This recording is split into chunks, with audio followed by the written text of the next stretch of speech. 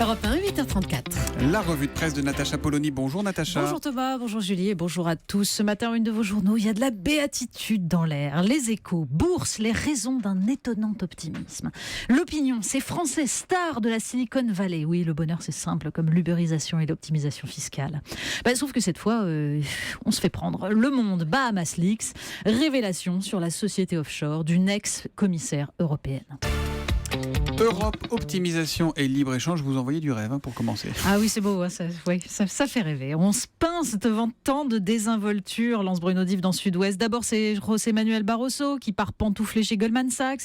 Ensuite, ce sont les commissaires qui empruntent eux aussi les chemins délicieusement empoisonnés du conflit d'intérêts.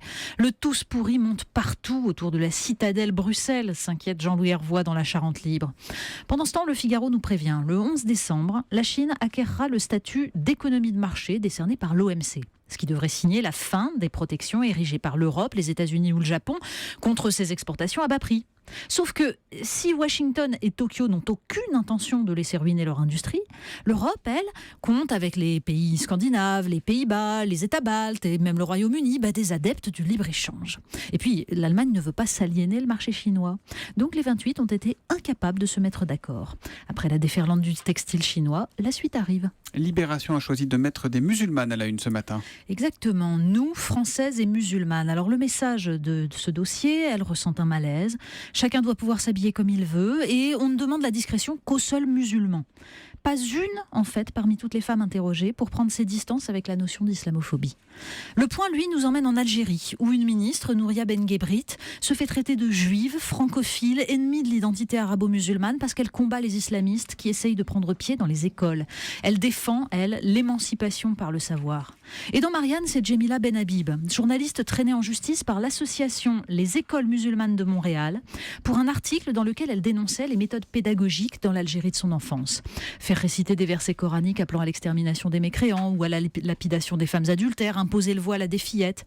Marianne nous raconte comment le Premier ministre canadien Justin Trudeau, à la modernité souriante, devient l'idiot utile de l'islamisme. Il milite pour le libre choix de porter le niqab, s'affiche avec des associations défendant la polygamie et la charia, tout ça au nom de la tolérance bien sûr. Et pendant ce temps, on poursuit en justice des journalistes.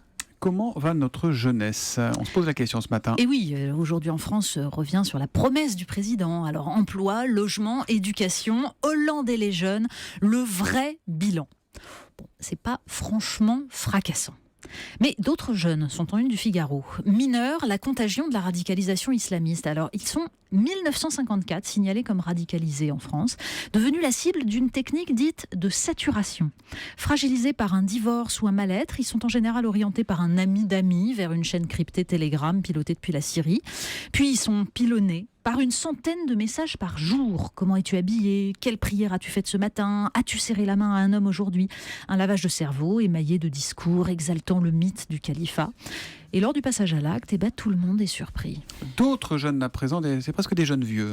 Ah oui, alors ceux-là, ils sont extraordinaires. Ils ont entre 15 et 17 ans et papa et maman ont payé 5 000 € au moins pour un petit stage d'été de 2 semaines à l'INSEAD, la meilleure business school du monde. C'est à Fontainebleau.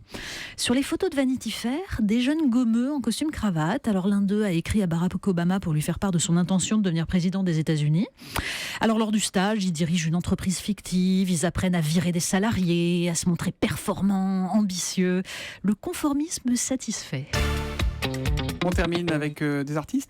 Oui, parce que le jour où ils seront candidats, tous ces jeunes gens, ils vont certainement s'entourer d'une myriade d'artistes, ça se fait. C'est important. Mais le Figaro nous raconte à quel point il est difficile d'être un chanteur de droite. Oui, c'est très dur, ça vous ruine une carrière. Barbelivien, Faudel, Doc Gynéco, tous des grands brûlés du sarkozysme.